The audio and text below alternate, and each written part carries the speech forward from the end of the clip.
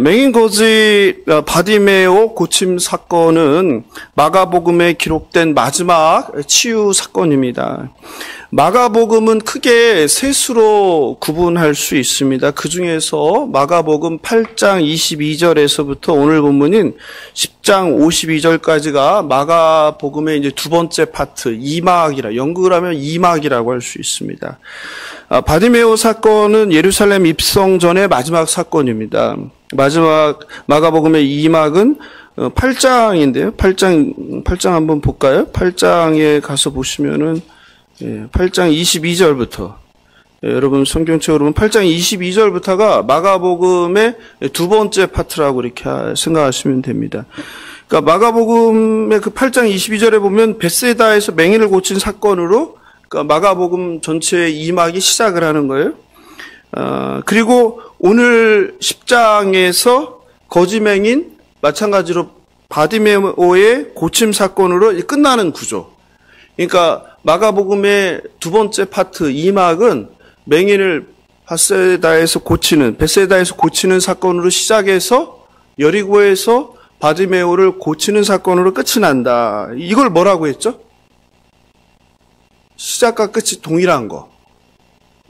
수미상관이라고. 영어로는 샌드위치 기법이라고 그러죠. 인클루지오라고도 하는데, 즉 양쪽에서 싸고 있는 거예요. 맹인을 고친 사건, 맹인을 고친 사건.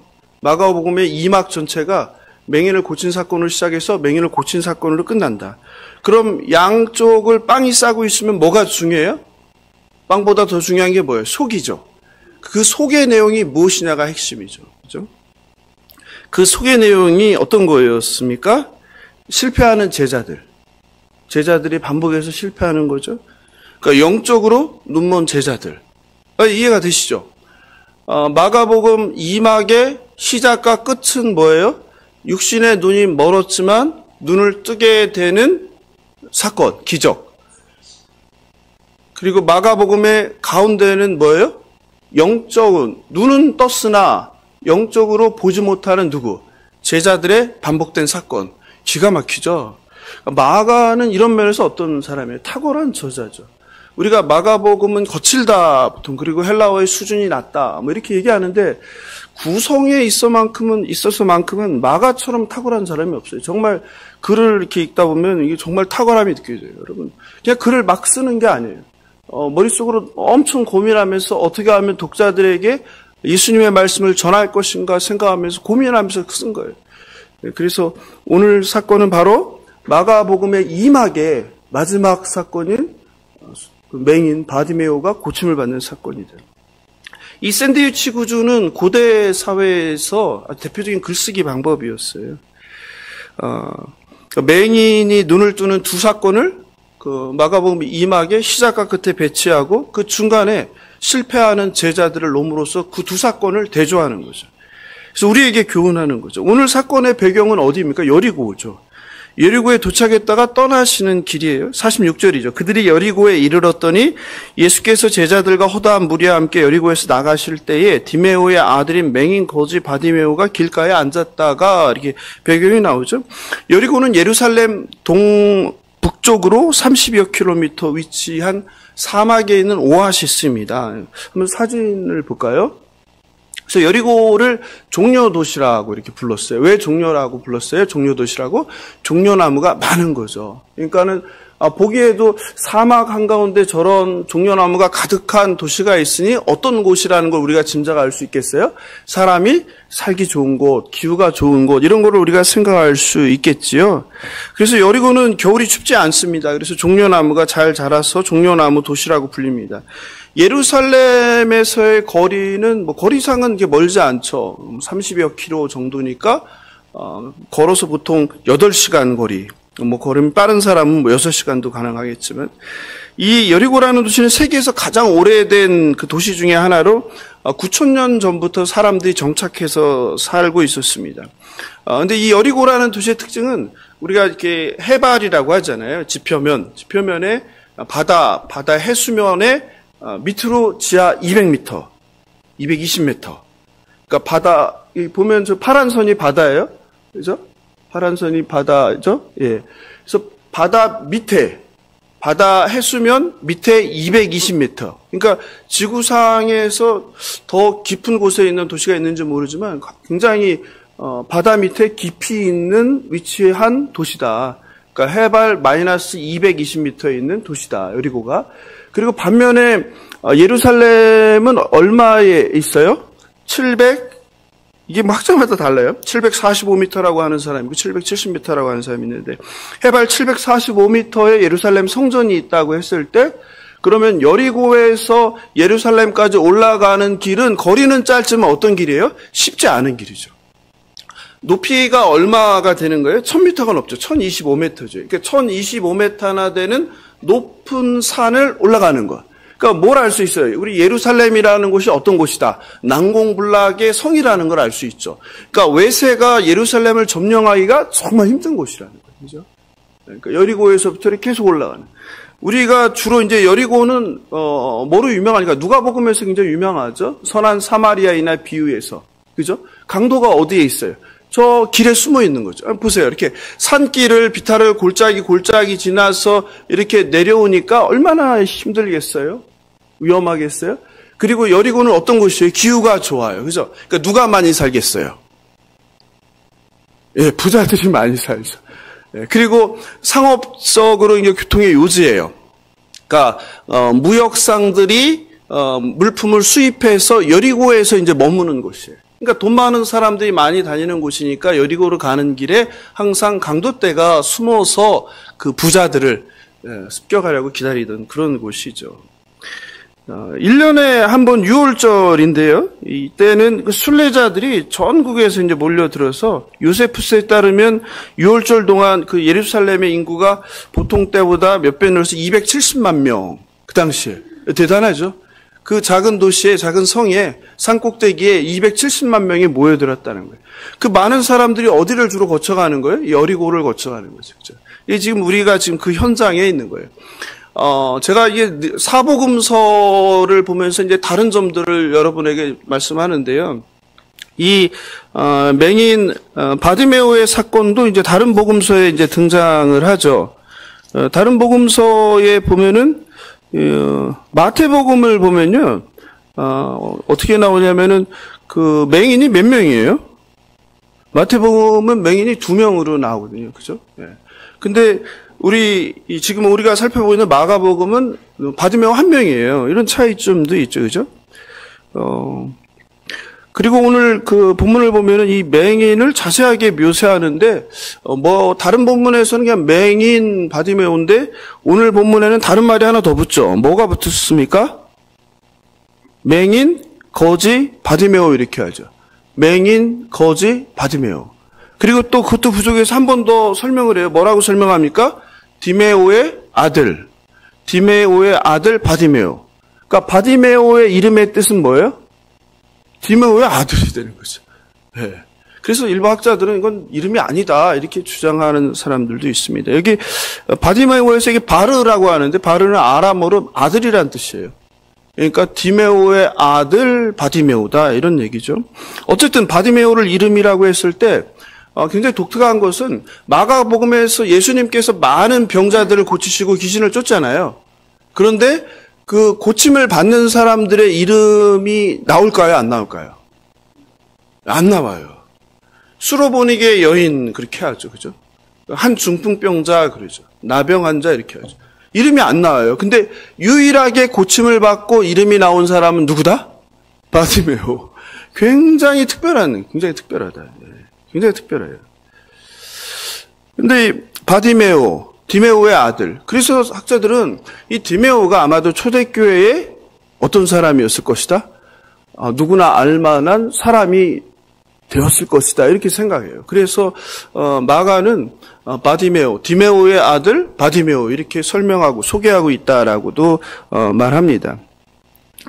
마가는 바디메오 앞에 맹인, 거지라는 말을 이렇게 부연 설명을 통해서 그 바디메오의 정체성을 드러내는 거죠. 바디메오의 정체성은 뭐라는 거예요? 장애가 있다. 또 가난하다. 이게 정체성이죠.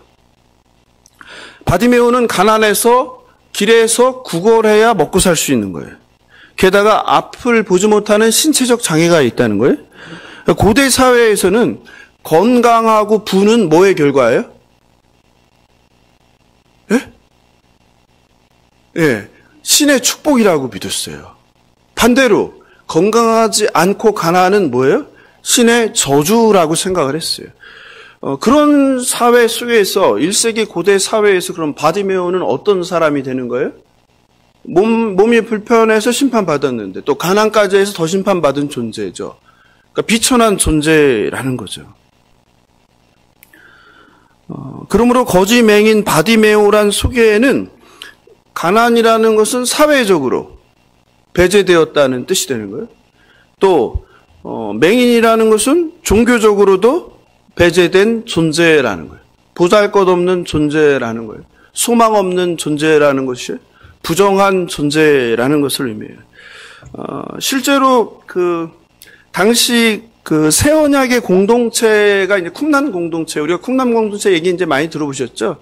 침례 요한이 나왔던 곳, 그리고 혹자는 예수도 거기 출신이 아닌가 이렇게 얘기하는데 쿰난 공동체, 이 쿰난 공동체는 그들의 조항에 이런 게 있어요. 육체에 결함 있는 사람들, 손이 마비된 사람들, 지체 장애인들, 시각 장애인들, 청각 장애인들을 자신들의 회중에서 제외를 시켰어요.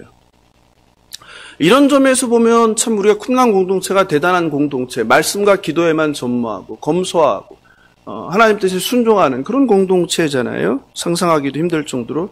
그러나 이런 것들을 우리가 생각해 보면 쿰난 공동체 역시 하나님 말씀을 철저히 순종하고 기도하고 했지만 하나님 나라가, 예수를 통해서 오시는 하나님 나라가 어떤 나라인지에 대해서는 정확히 이해하는데 한계를 지닌 공동체였구나 하는 걸 우리가 생각할 수 있죠. 그러니까 인간이 이게 생각해내는 것은 완전할 수 없다는 거예요. 이처럼 어쨌든 저주받고 그래서 비천하고 맹인이고 거지인 바디메오의 이름이 마가복음에서 수많은 치유를 받은 환자 중에서 유일하게 이름이 기록된 사람이라는 것은 좀 이례적이죠. 당시 사회 문화를 우리가 고려해 볼 때. 마가복음에서 길이라는 것은 굉장히 중요한 주제이죠. 길은 뭐죠? 마가복음에서 길에서. 길이라는 것은 예수님의 어떤 가르침이 일어나는 장소죠. 그리고 또 한편으로는 제자들이 예수님을 따라가야 되는 길을 상징하죠. 그런데 여기에서 길은 좀 다르죠. 그죠? 마가복음에서의 길은 가르침의 장소이고 제자도이고 예수 따르는 길을 상징하지만 이 바디메오가 지금 앉아있는 길가라는 것은 그런 의미도 있겠지만 또 다른 의미가 있죠. 어떤 의미가 있겠어요? 길가에 앉아있는 바디메오. 국어라는 바디메오. 생활의 터전이죠. 생계의 터전이죠. 먹고 사는 곳이라는 것이죠. 그죠? 이것을 우리가 또 생각할 수 있죠. 그 길에서 바디메오는 지나가는 사람들에게 구걸을 해서 동냥을 해서 먹고 살아가요. 예수께서 예루살렘을 향하여 여리고를 떠나시는 날에도 바디메오는 어디에 있어요? 그날도 변함없이 먹고 살기 위해서 길에 앉아 있어요. 그 길에서 뭐 하고 있어요? 한 푼 줍쇼, 구걸하고 도와달라. 그리고 그때 유월절을 맞아야 많은 순례자들이 지나가면서 다양한 발자국 소리가 나는데 우리보다 맹인들은 청각이 많이 발달했잖아요. 보지 못하니까. 그러니까 그 속에서 우리 사람들은 들을 수 없는데 그 소란스러운 발자국마다 소리 사이로 어떤 소리를 듣게 돼요. 그 소리가 뭐예요? 나사렛 예수 이야기죠. 순간 바디메오는 어떻게 했을까요? 소름이 끼쳤죠. 흥분했죠. 놀랐죠. 그리고 자동 반사적으로 어떻게 소리를 지릅니다. 뭐라고 소리를 지릅니까? 다윗의 자손 예수여 나를 불쌍히 여기소서. 아멘. 이거죠. 우리가 하나님께 기도할 때 우리의 기도가 항상 이 기도죠. 주님 저를 불쌍히 여기소서. 바디메오가 부른 호칭 다윗의 자손 예수여를 우리가 한번 같이 살펴볼 필요가 있습니다. 예수는 흔한 이름이죠. 1세기에는 아주 흔한 이름이에요. 예수의 뜻은 뭐예요? 그렇죠. 우리 권사님 역시. 예수아에서 온 거죠. 히브리어 예수아. 이거를 음역한 거예요. 그래서 예수와 여호수아 같은 말이죠. 구원하시다. 구원하다. 예수는 구원하다. 그 예수가 너무 많으니까 거기다 앞에 붙이는 거예요. 뭐 동네 이름을. 그래서 뭐가 된 거예요? 나자렛 예수 이렇게 돼요. 나자렛 예수아 이렇게 된 거죠. 그러면 이제 남은 것은 다윗의 자손이죠. 다윗의 자손은 뭐예요? 다윗의 자손은 뭘 의미해요? 네? 메시아. 무슨 메시아예요? 이 마가복음에서 다윗의 자손이라는 호칭은 어디에 등장해요? 여기에 유일하게 등장해요. 굉장히 많이 나왔을 것 같죠? 다윗의 자손이라는 소리를 여기저기 많이 들어서 여기에 유일하게 나와요. 마가복음에서 여기서만 누구만 제자도 아니고 다른 병자들도 아니고 누구만 맹인 거지 바디메오만 예수님을 부르는데 어떻게 불러요? 다윗의 자손이여 이렇게 불러요. 유일하게. 집사님 말씀하신 것처럼 다윗의 자손은 메시아의 호칭인데요. 다윗 계열에서 왕이 나온다는 거죠. 구약의 전통이죠. 그런데 그 위경이라고 되죠. 우리가 있는 성경 66권을 뭐라고 그래요? 정경. 이거는 결승전을 통과한 걸 정경이라고 그래요. 근데 본선까지 올라갔는데 탈락한 게 뭐가 있어요? 본선까지는 갔어요. 근데 최종 66권엔 들지 못한 걸 뭐라고 그래요? 예? 외경.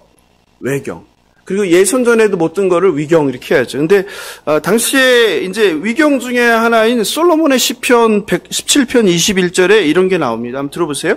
보소서 주님 그리고 그들을 위하여 그들의 왕 다윗의 자손을 일으키사 이스라엘을 다스리게 하소서. 이게 나와요. 솔로몬의 시편이라고 있어요. 솔로몬의 시편. 우리가 읽는 시편 말고 위경 중에 솔로몬의 시편이 있는데 솔로몬의 시편 17편 21절에 이게 나오는 거예요. 다윗의 자손을 일으키사 당신의 종 이스라엘을 다스리게 하소서. 이렇게 나옵니다. 대부분의 사람들에게 당시에 다윗의 자손이라고 호칭은 그래서 뭘 얘기하는 거예요? 그냥 메시아가 아니라 정치적인 메시아죠. 이스라엘을 다시 한번 부흥케 할 다윗 왕조를 재건할 땅의 왕을 의미하는 거죠. 군사적인 의미가 있죠. 정치적인 의미가 있죠. 사회적인 의미가 있죠. 이 제2성전 시기인데 이 다윗의 아들은 하나님의 아들과 그리스도라는 칭호와 마찬가지로 압제자인 이방 국가를 몰아내고 지금은 누구예요? 로마죠. 로마를 몰아내고 이스라엘을 통일시키고 그리고 백성들을 로마의 핍박에서 건져낼 왕. 이게 다윗의 자손이란 뜻이에요. 즉 정치적 메시아란 얘기죠. 그러면 한번 생각해 봅시다. 그러면은 이 바디메오의 소원은 뭐예요? 눈을 뜨는 거잖아요. 그럼 이스라엘의 왕이 나서 정치적으로 이스라엘 백성을 해방시키는 게 바디메오에게는 의미가 있어요, 없어요? 없죠. 바디메오는 눈을 뜨는 게 삶이 바뀌는 거예요. 왕이 바뀌어도 바디메오는 뭐하고 살아야 돼요? 길에서 무시 천달받으면서 구걸하며 살아야 되는 인생, 삶의 변화가 없어요. 그런데 왜 바디메오가 이렇게 간절하게 다윗의 자손이여 외치냐 이런 질문을 하셔야죠. 그죠? 왜 그래요?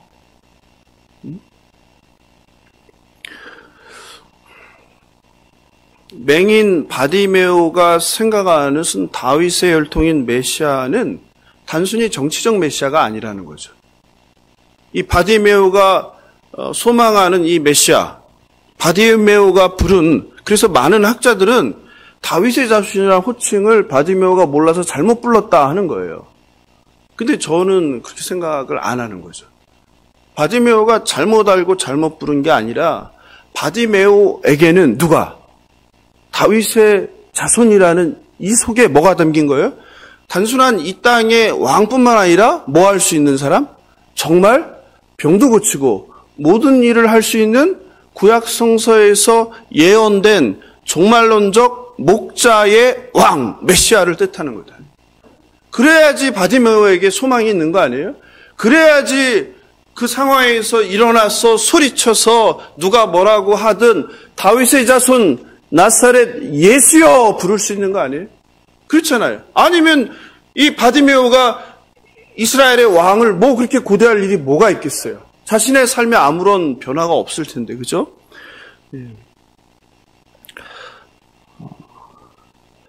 바디메오는 구걸하면서 오랜 몇 년 동안 지나다니는 사람의 발자국 속에서 이야기를 들었을 거예요. 어떤 이야기를? 갈릴리 지역에 예수라는 랍비가 나왔는데 이 사람이 뭐 하더라? 병을 고치더라. 귀신을 쫓더라. 군대 귀신을 쫓더라. 또 파도를 잠잠케 하더라. 사람들을 오병이어로 그냥 축사하니까 먹이더라. 이런 수많은 그 길가에서 예루살렘을 향해 지나가는 지방에서 온 몰려든 사람들을 통하여 그런 예수가 행하신 일들에 대해서 얘기를 들었을 거예요. 그래서 바디메오는 뭘 생각한 거예요? 이 다윗의 자손 예수는 단순히 이스라엘을 해방시킬 왕일 뿐만 아니라 뭣도 하는 사람이다. 병도 고치고 귀신도 쫓고 가난한 자에게 뭐를 불쌍히 여기고 또 뭐를 먹을 것을 주는 그런 목자구나라는 그 구약 성경에서 에스겔서에서 예언한 그 목자상을 떠올렸을 거라는 거죠. 학자들하고 저는 좀 생각이 다른 부분이고요. 반갑게도 제가 보다 보니까 제 신대원 은사인데 최영삼 교수님이라고 계신데 이분이 저랑 같은 비슷한 생각을 하세요. 종말론적 목자였을 것이다. 이런 소수 의견이에요. 성경 본문을 보면 에스겔서 34장입니다. 한번 같이 볼까요? 에스겔서 34장 15절 16절에 보면 그 얘기가 나오는데 내가 친히 내 양의 화면 같이 볼까요? 내가 친히 내 양의 목자가 되어 그것들을 누워있게 할지라 주 여호와의 말씀이니라. 그 잃어버린 자를 내가 찾으며 쫓기는 자를 내가 돌아오게 하며 누구를요? 상한 자를 상처 입은 자를 내가 싸매주며 누구를? 병든 자를 내가 고쳐주리라. 강하게 하려 고쳐주리라. 살진 자와 강한 자는 내가 없애고 정의대로 그것들을 먹이리라 나오죠. 그리고 뒤에 보면은 23절인가요? 내가 한 목자를 그들 위에 세우실 것인데 내 종 다윗이라. 이게 나와요. 있죠? 성경에 있죠? 에스겔서 34장 23절 보면 내 종 다윗이라. 내가 한 목자를 그들 위에 세울 것이니 그는 내 종 다윗이라. 이렇게 분명히 있거든요. 저는 이 맹인 바디메오가 바로 이 종말론적 목자를 생각했을 거다라고 생각을 합니다. 바디메오는 예수님은 이스라엘을 구원할 메시아이며 가난한 자를 불쌍히 여기며 병든 자를 치유하시는 참 목자라고 믿고 있었을 거예요. 단순히 이스라엘의 왕이 아니라 그 오실 왕 다윗의 자손은 바로 자기를 어떻게 할 수 있다? 내 눈을 뜨게 할 수 있는 사람이다. 이런 소망을 갖고 몇 년을 기다렸는지 모릅니다. 그런데 현장에 있던 제자들과 무리들은 어떻게 반응합니까? 권사님 어떻게 잘하세요? 성경에 있어도 다른 사람들은 모르잖아요. 사람들은 어떻게 해요? 그 다윗의 자손 나사렛 예수여 나를 불쌍히 여기소서 하는 바디메오에게 찬물을 끼얹죠. 어떻게? 야 조용히 해. 여기가 어디라고? 가만히 안 있어? 절로 가! 오지 마! 이거죠. 이게 성경 말씀이죠. 사람들은 왜 그를 꾸짖어 잠잠하게 했을까요?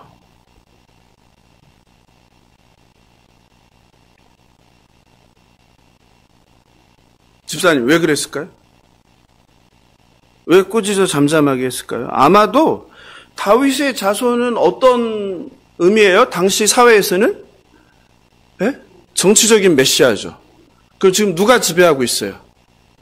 로마가 지배하고 있잖아요. 근데 누가 왔다고? 이스라엘의 왕이 왔다고 하면은 어떻게 되는 거예요? 반란이죠, 반란. 지금 지역이 어떤 지역이에요? 서변방 갈릴리가 아니죠. 갈릴리에 있으면 큰 상관이 없을지도 몰라요. 그런데 지금은 어디예요? 예루살렘 올라가기 바로 직전 도시 여리고, 사람들이 많은 도시, 또 로마의 병사들이 경계를 시작할 도시라는 거예요. 그럼 이 다윗의 자손이라는 소리를 그냥 조용히 얘기한 것도 아니고 큰 소리를 해서 사람들이 다 듣게 되면 어떻게 되겠어요?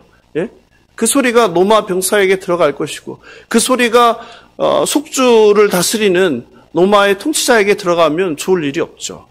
그러니까 첫 번째는 저는 개인적으로 그런 생각이 들어요. 그래서 그 위기감 속에서 위험한 말을 했기 때문에 조용하라, 시끄럽다, 가만히 있어라 이렇게 하지 않았나 생각할 수 있을 것 같아요. 다윗의 자손이란 말은 로마하에서는 금기어였던 거죠. 그죠? 속국에서 반란 등의 이상 징후를 감시하려는 로마의 군대에게 다윗의 자손이라는 소리는 굉장히 민감한 소리로 들렸을 거예요. 혹시라도 반란을 일으키지 않을까. 당시 로마에서도 어느 지역이, 바로 예루살렘이 폭동이나 이런 것이 가장 일어날 가능성이 높은 위험한 지대였거든요. 또 다른 이유는 뭘까요? 그거죠. 딴 거 있겠어요? 맹인 거지라는 사회적인 정체성이죠. 그의 신분이죠. 장애인과 거지는 고대 사회에서 사람들에게 무시당하는 존재였죠. 여기서 우리가 바디메오가 살아온 그 구걸하며 사는 삶의 고단함을 우리가 알 수 있죠. 가난해서 힘들어요. 근데 앞을 보지 못해 더 힘들어요. 소망이 없어요. 사람들은 무시해요. 천대예요. 있는 듯 없는 듯 조용히 살아가야 하는 존재가 바로 누구예요? 거지 맹인 바디메오였어요. 세상은 가진 자가 못 가진 자를 무시합니다. 힘 있는 자가 힘 없는 자를 무시합니다. 배운 자가 못 배운 자를 무시합니다. 갑이 을을 지배합니다. 가난하고 힘없고 못 배우고 병든 사람에 대한 무시와 차별은 교회에도 예외는 아니죠. 교회도 부자와 권력자들을 선대하죠. 초대교회도 예외는 아니었어요. 사람들은 종교개혁을 한다고 하면서 초대교회를 돌아가자 해요. 초대교회로 회복하자. 그런데 그것은 초대교회가 얼마나 타락하고 얼마나 문제가 많은 교회인지 모르면서 하는 소리죠. 초대교회에서 온전했던 교회는 사도행전 2장에 그 교회밖에 없죠. 모든 교회는 시작부터 다 누가 모였으니까 미성숙한 사람들, 문제 있는 사람들, 아픈 사람들이 모여 있었기 때문에 늘 문제로 싸우고 소란하고 시끄러웠어요. 차별까지 있었어요. 초대교회 회장이 누구입니까? 총회장이. 초대교회 총회장. 초대교회 총회장이 야고보죠. 그래서 야고보가 바로 이런 교회 안의 차별을 경고했죠. 야고보서 2장 2절 3절입니다. 만일 너희 회당에 금가락지를 끼고 아름다운 옷을 입은 사람이 들어오고 또 남루한 옷을 입은 가난한 사람이 들어올 때에 너희가 아름다운 옷을 입은 자를 눈여겨보고 말하되 여기 좋은 자리에 앉으세요. 거기는 앉을 자리가 아니에요. 좋은 자리 앞에 앉으세요. 이렇게 편한 자리에 앉으세요. 이렇게 한다는 거죠. 또 가난한 사람이 들어오니까 가난한 사람들에게는 어떻게 해요? 거기 있는 내 발등상 아래에 앉으라. 즉 부자를 선대하고 가난한 자, 힘없는 자를 차별했다는 거예요. 총회장 야고보의 책망이에요. 6절에 보니까 이렇게 얘기해요. 또 너희는 가난한 자를 업신여겼고 부자를 선대했는데, 그러니까 너희는 지금까지 부자들, 힘 있는 사람들은 아주 잘했다. 그래서 교회가 이제 또 선거철이 가까우면은 대형 교회는 뭐합니까? 정치인들이 후보자들이 나올 거고 그분들은 어디에 앞자리에 앉힐 거고, 그죠? 그래서 이렇게 세울 거고 인사할 거다 이런 거잖아요, 그죠? 똑같은 말이죠. 그때도 그랬다는 거예요. 그래서 그런 부자들한테는 선대했는데, 그런데 어떻게 했다? 가난한 사람은 어떻게 했다는 거예요? 업신여겼다는 거예요. 그런데 거기 되게 재밌어요. 뭐라고요? 그 부자는, 읽어볼까요? 시작. 그 부자는 너희를 억압하며 법정으로 끌고 가는 사람들이다. 너희가 그렇게 부자들, 힘 있는 사람들한테 잘 보려고 잘했잖아. 엄청 친절하게 했잖아. 근데 알아? 그 사람들은 너희들을 어떻게 한다? 억압하고 지배하고 핍박하고 착취하고 어떻게? 법정으로 끌고 간다. 이게 초대교회 야고보 총회장이 당시에 초대교회를 보면서 하신 말씀이에요. 사실 돈 없고 힘 없으면요, 그 교회에서도 주눅듭니다. 목사들 세계는 어떻겠어요? 안 그러겠어요? 똑같겠어요? 똑같죠. 목사도 별로 다를 게 없어요. 큰 교회 목사는 목소리가 크겠어요? 작겠어요? 크죠. 바른 말만 해서 커요? 아니면 그냥 말만 하면 커요? 말만 하면 큰 거예요. 왜? 큰 교회라. 사람들이 귀 기울여 들어요. 반면에 작고 가난한 개척교회 목사들은 어딜 가도 어떻게 있어야 돼요? 그 가장자리에 있어야죠. 조용히 있어야죠. 말해도 누가 들어요? 안 들어요? 잘 안 듣죠. 무시하죠. 여러분, 이게 참 비참한 현실이에요. 비참한 현실이에요. 그 목사도 뭐 나가서 뭐로 재요? 교회가 성도가 몇 명인지로 평가하죠. 상가 교회인지 아니면 자가 건물인지, 또 그다음 뭐 상가면은 지하인지 지상에 있는지. 그 저는 여기 지상에 있는 교회잖아요. 엄청 부러워해요. 참, 이 비참한 현실이에요. 비참한 현실. 세상의 무시와 차별로 지친 인생이 한 인격으로서 동등한 하나님의 자녀로 대접받아야 할 교회에서조차 설 자리가 없는 거예요. 그래서 가진 사람들은 교회에서 없는 사람들을 배려해야 되는 거예요. 그들이 뭐하도록, 그런 느낌을 받지 않도록.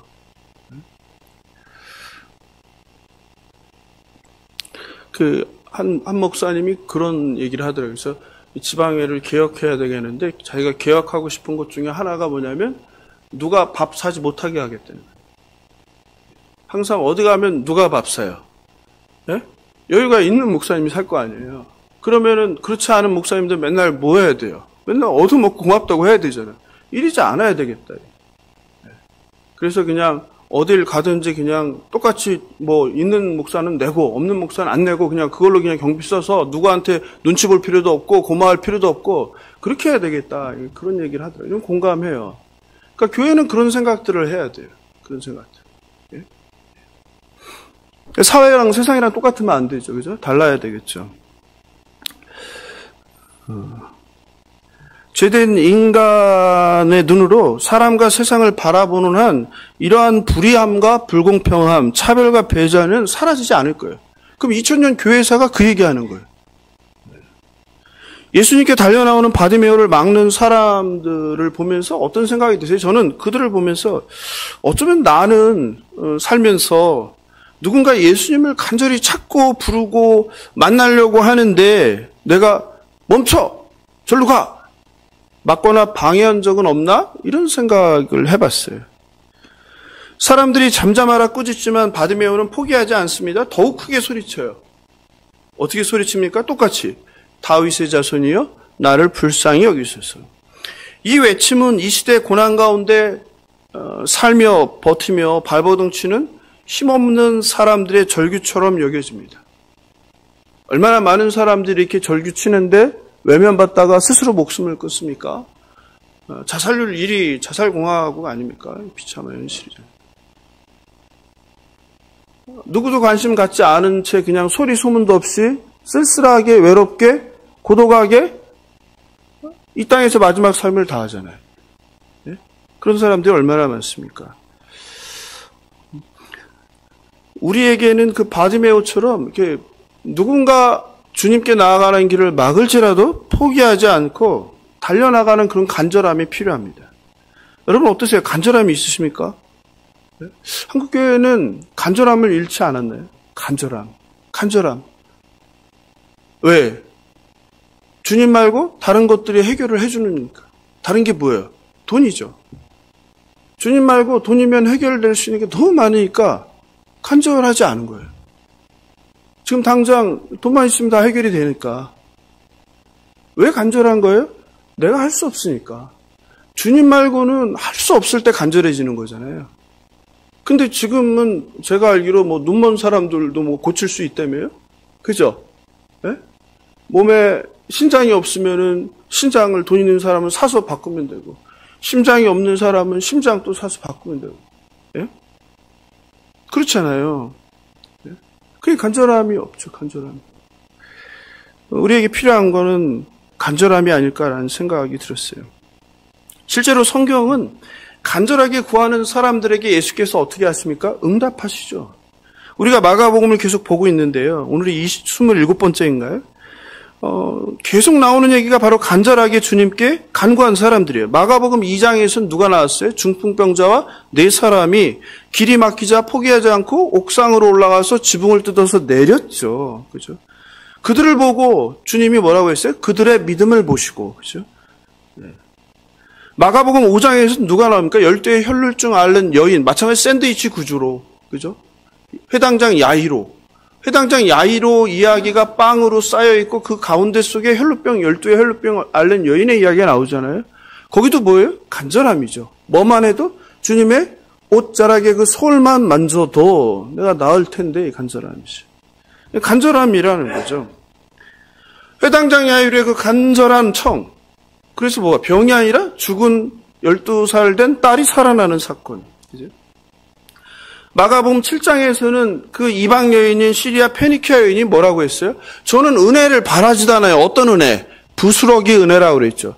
밥상에서 흘린 밥풀떼기 부스러기 은혜만 줘도 낫겠나이다. 그 여인의 믿음, 그죠? 예? 이 간절함이죠. 사랑하는 성도 여러분, 갈급한 기도 제목이 있으십니까? 예? 갈급한 기도 제목이 없다면 어쩌면 영적으로 문제일지 모르겠어요. 예수가 필요 없는 삶을 살아가고 아닌 것은 아닌지 모르겠어요. 갈급한 기도 제목. 바디메오처럼 주님을 간절히 부르시길 바랍니다. 주님께 불쌍히 여겨달라고 매달리시길 바랍니다. 주님은 간절히 불쌍히 여겨달라고 매달리는 사람에게 응답하십니다. 바디메오를 꾸짖는 사람들과는 달리 예수님께서는 바디메오를 초청합니다. 뭘 보게 돼요? 세상 사람들과 다른 예수님의 반응이죠. 예수님께 나오는 바디메오를 세상 사람들은 꾸짖어서 잠잠해라, 절로 가라, 조용히 하라 막는데 오히려 주님은 그런 바디메오를 부르십니다. 예수께서 머물러 서서 그를 부르라 하시니 그들이 그 맹인을 부르며 이르되 안심하고 일어나라, 그가 너를 부르신다. 예수님은 맹인 거지 바디메오의 도움 요청을 결코 무시하지 않으셨습니다. 그리고 예수님은 바디메오를 초청하셨어요. 예수님의 초청이 얼마나 기뻤겠습니까? 바디메오는 겉옷을 던져버리고 일어나 예수께 나아갑니다. 일부 학자들은 이 겉옷에 대해 상당한 의미를 부여합니다. 왜냐하면 고대 사회에서 가장 중요한 게 뭐예요? 이 겉옷이에요. 겉옷. 겉옷은 무슨 역할을 하는 거예요? 이불이에요. 이불. 가장 소중한 게 겉옷이에요. 이 겉옷을 통해서 뭘 할 수 있어요? 그 사람의 지위, 신분, 인종, 그리고 부자인지 가난한지 다 알 수 있는 거예요. 그러므로 이 겉옷을 버린다는 것은 맹인, 거지, 바디메오가 옛 생활을 청산한 것을 의미하고 새로운 삶을 시작했다는 것을 상징한다, 이렇게 말해요. 또 동시에 갈릴리 바닷가 제자들이 예수께서 부르실 때 그물을 버린 것처럼, 배를 버린 것처럼, 부모와 형제를 버린 것처럼 버린다, 이렇게 또 말하는 사람도 있습니다. 물론 의미 있는 해석이에요. 그러나 제 생각에는 여기서 겉옷을 버렸다는 것을 그렇게 의미심장하게 해석할 필요 있을까라는 생각이 들어요. 그냥 여기서는 그냥 뭐다? 너무 기뻐서 그냥 일어나서 그냥 겉옷 있는 채로 그냥 놓아 있는 채로 깔고 있었을 거 아니에요. 놔둔 채로 일어났다. 예. 이렇게 이해하는 게 더 맞지 않을까라는 생각이 듭니다. 예수님은 바디메오에게 이렇게 말합니다. 네게 무엇을 하여 주기를 원하느냐. 우리가 제일 듣고 싶은 말 아니에요? 예? 우리가 날마다 듣고 싶은 말이 이거 아니에요? 얘야, 내가 네게 무엇을 하여 주기를 원하느냐. 예수님의 질문에 바디메오가 대답합니다. 보기를 원하나이다. 선생님은 여기서 랍비는 아니고 라분이라고 해요. 라분이. 좀 달라요. 랍비랑 달라요. 라분이. 랍비나 라분이나 당시에 이제 높은 사람을 부르는 호칭이었어요. 바디메오는 힘들게 눈치 보며 살아온 인생이었지만 한 가지 소망이 있었습니다. 그것은 바로 뭐예요? 눈을 뜨는 것. 바디메오는 뭐 부자가 되길 원하지도 않았어요. 그냥 뭐예요? 눈을 뜨는 것. 영생을 바라지도 않았어요. 그냥 뭐예요? 눈을 뜨는 것. 여러분. 여러 가지를 생각하게 하는 거예요. 몇 해 전부터 갈릴리 지역에 한 선지자가 병 고친다는 소식이 지나가는 사람들이 이야기할 때마다 귀에 꽂혔을 거예요. 그리고 소망을 가졌을 거예요. 언젠가 그분이 이곳 또 오면 좋을 텐데. 그래서 그는 예수님이 질문하셨을 때 망설일 수가 없었어요. 그저 그냥 나온 거예요. 내게 무엇을 하여 주기를 원하느냐? 대답하셔야죠. 보기를 원합니다. 영생도 아니고요. 성공도 아니고요. 부자도 아니고요. 결혼도 아니고요. 보기를 원합니다. 보고 싶어요. 주님 보고 싶어요. 주님 보고 싶어요. 이 말을 읽으면서 그런 생각이 들었어요. 나는 무슨 대답을 할까? 만약에 예수께서 내게 내게 무엇을 하여 주기를 원하느냐라고 물으시면 나는 무슨 대답을 할까? 이런 생각이 들었어요. 저는 막상 예수님께 그런 질문을 받으면 순간 당황해서 버벅거릴 것 같아요. 머릿속에서 복잡할 것 같아요. 나름 뭘 얘기할까 순간. 사랑하는 성도 여러분, 만약 예수님께서 여러분에게 내게 무엇을 하여 주기를 원하느냐 질문하시면 무엇을 구하시겠습니까? 윤미자매, 예수님께서 내게 무엇을 하여 주기를 원하느냐 물으시면 무엇을 구하시겠습니까?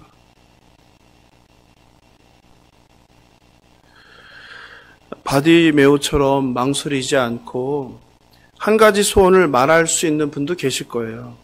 그러나 대개는 저처럼 당황해서 무엇을 구할지 몰라 버벅거리고 망설이는 분들이 더 많을 거예요. 예수께서는 바디메오에 한 가지, 보기를 원합니다. 보고 싶습니다. 주님, 이 간구를 들으시고 눈을 뜨게 해주셨습니다. 그리고 볼 수 없던 눈이 뜨이고 바디메오는 새로운 세상을 만나게 되었어요. 오랫동안 상상했던 세상, 오랫동안 꿈꿨던 삶이 시작되었어요. 그리고 예수는 늘 그렇듯이 병자를 고치고 하는 게 있죠. 뭐라고 하세요? 가라 그러죠. 가라. 에? 예수님의 이게 항상 상투어예요. 병 고치고 나면, 귀신 쫓고 나면 뭐예요? 가라, 가라, 가라. 부정한 병 같은 경우는 어디로 가라 그래요? 제사장한테 가서 보여라 이러죠. 가라, 가라. 그리고서 뭐라 그래요? 믿음이 너를 구원하였다고 안 하고 앞에다 항상 붙이세요. 뭐라고요? 너의 믿음이. 너의 믿음이에요. 네가 아니라 너의야. 중풍병자에서도 누구의 믿음이요? 그들의 믿음이에요. 그냥 믿음이 아니에요. 항상 붙이세요. 이게 확 들어왔어요. 아, 그냥 믿음이 아니구나. 나의 믿음이구나. 구원은 뭘로 받는 거예요? 너의 믿음이 아니라 나의 믿음이에요. 그냥 믿음이 아니라 어떤 믿음이에요? 구원받을 믿음이에요. 이게 확 들어오는 거예요. 네 믿음이 너를 구원하였느니라. 예수께서 혈루병 앓는 여인에게도 그랬죠. 뭐라고? 따라? 뭐가? 너의 믿음. 이것도 내라고 했는데 너의가 맞아요. 너의 믿음이 너를 구원하였다. 문둥병자에게도 뭐라고 했어요? 일어나 가라. 너의 믿음이 너를 구원하였다. 예수께서 병자를 고치시거나 귀신을 쫓고 나서 늘 하는 말이에요. 너의 믿음이에요. 그냥 믿음이 아니라 너의 믿음. 니네 부모의 믿음이 아니라 너의 믿음. 네 자녀의 믿음이 아니라 너의 믿음. 니네 목사의 믿음이 아니라 너의 믿음이 너를 구원하였다는 거예요. 바디메오의 구원은 단순히 육체적 치유를 통한 회복만을 의미하지 않는 거예요. 여러분, 성경에는 구원이 다양하다고 그랬어요. 예수 믿고 영생 얻는 것만 구원이 아니에요. 병 고침을 받는 게 구원이에요. 위기에서 벗어나는 게 구원이에요. 그리고 영적으로 구원을 받는 것도 구원이에요. 그러니까 다양하게 구원이 표현되고 있는데 바디메오의 사건은 뭐예요? 지금 첫 번째가 육체적 치유를 통한 회복, 육체적 구원이죠. 그리고 나서 두 번째는 뭐예요? 하나님의 백성이 되는 영적인 회복을 말하는 거예요. 바디메오는 그게 나뉘어서 순차적으로 이루어지는 거예요. 예수님은 그냥 믿음이 아니라 우리의 믿음을 말하는 거예요. 예수가 약속된 메시아이고 메시아 예수는 전능하심을 믿는 믿음이에요. 여러분, 절대 그냥 믿음이라고 하지 않아요. 예수님은 너의 믿음이에요. 너의 믿음이 너를 구원하는 거예요. 예수는 우리를 불쌍히 여기시고 하나님께서 약속하신 종말론적 목자, 너의 상처를 싸매시고 그리고 세울 영원한 나라를 통치할 왕이다. 이게 복음이에요. 예수에 대한 올바른 믿음이 우리를 구원하는 거예요. 믿음이 우리를 구원하는 게 아니라 어떤 믿음이요? 예수에 대한 나의 올바른 믿음이 우리를 구원에 이르게 하는 줄을 믿으시기 바랍니다. 사랑하는 성도 여러분, 여러분은 예수를 어떻게 알고 계십니까? 예수를 올바로 아는 것이 참 믿음입니다. 그냥 믿음이 아니라 예수님에 대한 올바른 믿음이 구원에 이르게 됩니다. 저와 여러분도 바디메오처럼 내 믿음이 너를 구원하였다라는 소리를 들으시길 주님의 이름으로 축원합니다.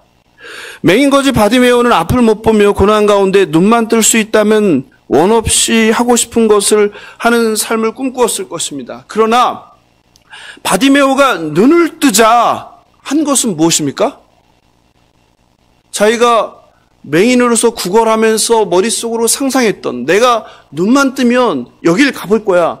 내가 눈만 뜨면 바다를 볼 거야. 내가 눈만 뜨면 일을 할 거야. 내가 눈만 뜨면 결혼을 할 거야. 이런 게 아니었어요. 바디메오가 눈을 뜨고 선택한 삶은 무엇입니까? 아멘. 길에서 예수를 따르니라. 저는 이게 너무 놀라웠어요. 평생 소원이었어요, 눈 뜨는 게. 왜 눈 뜨고 싶었어요? 평범한 일상을 살고 싶었어요.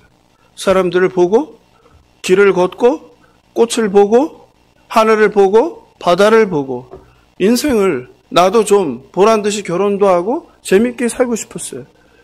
그러면 예수가 눈을 뜨게 했으면 뭐 해야 돼요? 그런 삶을 살아야 되잖아요. 그런데 그런 삶을 살지 않아요. 어떻게 해요? 길에서 예수를 따르니라. 예수는 지금 어디로 가고 있어요? 바다로 가고 있어요? 예루살렘 십자가를 향해서 가고 있죠. 죽을 날이 며칠 남았어요? 4일인가요? 4일? 5일? 얼마 남지 않았잖아요. 6일? 예루살렘 입성 정이니까 6일, 7일, 7, 8일 정도 남았잖아요. 네? 그런데 그 길을 따라가는 거예요. 이처럼 예수를 믿는다는 것은 완전한 변화입니다. 저와 여러분은 오늘 바디메오처럼 예수님을 믿음으로 어둠과 절망에서 눈뜬 사람들입니다. 사탄의 속박에서 자유케 된 자들입니다. 바디메오에게 두 길이 있었던 것처럼 눈을 뜨고 나서 우리에게도 두 길이 놓여져 있습니다. 속박에서 풀렸지만 여전히 세상에서 내가 꿈꾸는 나라를 만들면서 거기서 내가 왕노릇하는 삶이 하나 있습니다. 이걸 상향식의 삶이라고 그래요. 또 하나의 길은 무엇입니까? 예수가 가신 그 길, 좁으면 좁은 길, 내가 죽어 타자를 살리는 길, 나와 복음을 위해서 죽어가는 삶. 이게 하향식의 삶이에요. 주일 설교에서 얘기한 대속물이 되는 삶이죠. 섬기는 삶이죠. 상향식의 삶은 섬김을 받으려는 삶이죠. 사랑하는 성도 여러분, 여러분은 어떤 삶을 선택하시겠습니까? 영생을 얻기를 원했고 제자로 초대되었지만 재물을 포기하지 못한 부자 청년과 대조하고 있어요. 바디메오는 육신의 눈을 떴지만 사실은 예수님을 따르는 제자의 길을 선택하며 영적인 눈을 떴다는 거예요. 그러니까 첫 번째가 육신의 눈을 뜬 거예요. 제자로의 선택은 뭐예요? 영적인 눈을 뜬 거죠. 하나님을 본 것이죠. 하나님 나라를 알게 된 것이죠. 반면에 예수님의 제자들은 어떤 상태예요? 육신의 눈은 떴지만, 그래서 세상은 물질계는 보지만 뭘 보지 못하는 거예요? 하나님과 하나님의 나라를 보지 못하고 껌껌이 뭐 하는 거예요? 세상의 왕이 될 때 나에게도 자리를 내놓으라고 계속 예수를 협박하는 거 아니에요? 마가복음의 제2막인 마가복음 8장 22절부터 10장 52절까지 의도적으로 그 앞과 뒤를, 마가복음 8장 22절의 처음을 맹인을 고친 사건, 그리고 마가복음 10장 52절의 2막의 끝을 맹인 바디메오의 눈을 뜬 사건, 그리고 그 사이에다가 뭘 배치한 거예요? 실패하는 제자들. 육신의 눈은 있으나 보지 못하는 제자들. 육신의 눈은 있지만 깨닫지 못하는 제자들. 이거를 대조하고 있습니다. 이걸 통해서 무엇을 말합니까? 참된 제자도가 무엇인지, 참된 눈뜸이 무엇인지, 진짜 맹인이 누구인지를 우리에게 교훈합니다. 사랑하는 성도 여러분, 눈을 떴다고 다 보고 깨닫는 것이 아닙니다. 어려서부터 율법을 잘 지키고 영생을 얻기를 원했던 부자 청년은 뭐가 걸림돌이 됐어요? 재물이 걸림돌이 되어 예수 제자로의 초청을 거절하는 바보가 되었습니다. 하지만 가난한 맹인은 육신의 눈은 볼 수 없었지만 영적인 눈을 갖고 누구를? 예수가 메시아임을 알아보았습니다. 그리고 육신의 눈을 뜨자 세상을 향한 상향식의 삶을 포기하고 누구를 따르는, 길에서 죽음을 향하는 예수를 따르는 제자가 됩니다. 그래서 바디메오가 뭐가 돼요? 예수님의 제자가 되는 사건이에요. 무엇을 의미합니까? 예수님을 따르는 제자가 되는 데는 어떠한 조건이 필요하지 않는다는 거예요. 과거의 삶, 학벌, 신분, 직업, 나이, 건강, 그 어떤 것도 필수 조건이 아니라는 거예요. 예수가 누구인지 올바로 알고 따르는 믿음이 전부라는 거예요. 오늘 밤 주님께서 이 자리에 나온 저와 여러분에게 질문하십니다. 내게 무엇을 하여 주기를 원하느냐? 한 가지 답은 분명히 깨달았습니다. 저는 설교 준비하기 전에는 무엇을 대답해야 될지 알지 못했지만 설교를 준비하면서 나도 할 말이 생겼다. 그게 뭐겠어요? 주님, 저도 보기를 원합니다. 내가 육신의 눈으로 보는 게 아니구나. 주님, 제가 주님을 보기를 원합니다. 우리에게 정말 필요한 것은 영적인 계한입니다. 영적으로 눈이 뜨이지 않으면 하나님과 하나님 나라를 볼 수 없고 계속 세상 나라의 유혹에 넘어지게 되어 있습니다. 예전에 한번 소개한 어린 시절 내성마비로 평생을 불편한 삶을 산 송명희 시인 이렇게 고백합니다.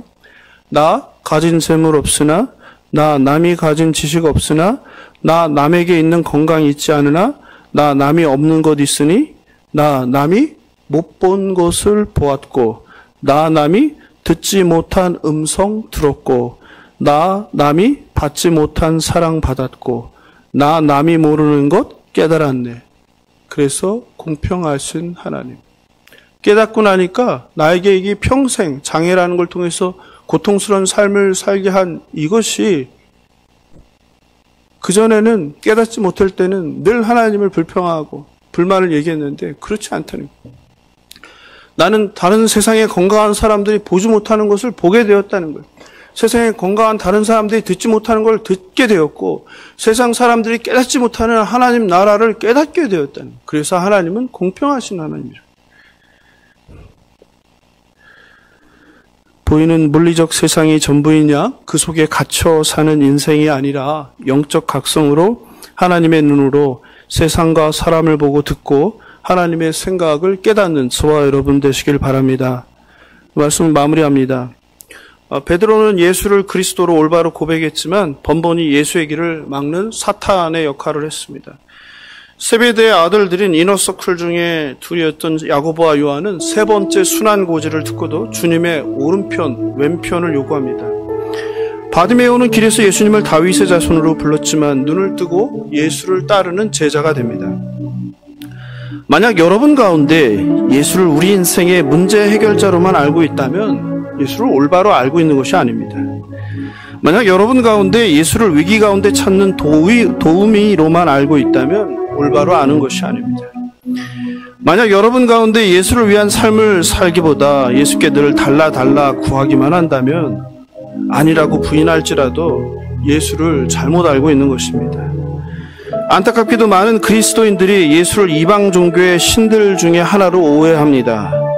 신앙을 기브앤테이크의 조건거래로 알고 있습니다. 내가 이렇게 헌신하고 내가 이렇게 헌금을 하면 나에게 복을 줄 거야.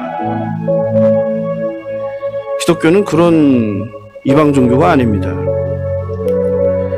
실제로는 말로는 그렇게 생각하지 않는다고 해요. 근데 그분의 신앙생활이나 삶을 보면 그렇게 하고 삽니다. 그러므로 우리에게 필요한 것은 예수를 올바로 보는 것입니다. 예수를 올바로 아는 것입니다. 오늘 밤 주님께서 네가 무엇을 원하느냐는 질문에 바디메오처럼 주님, 저도 주님을 올바로 알기를 원합니다. 주님을 보기를 원합니다. 대답하면 좋겠습니다. 보이는 세계 너머에 보이지 않는 세계를 보는 영적 눈을 뜨게 해 주시옵소서. 그리고 예루살렘 십자가로 향하여 가는 주님을 따르게 하옵소서. 눈은 떴으나 보지 못하는 영적 맹인이 아니라 보이지 않는 하나님을 알고 하나님의 통치를 받는 하나님의 나라를 누리며 사는 저와 여러분 되시길 주님의 이름으로 축원합니다. 오늘 말씀 생각하면서 송명희 시인의 나 가진 재물 없으나 함께 찬양하고 기도하겠습니다.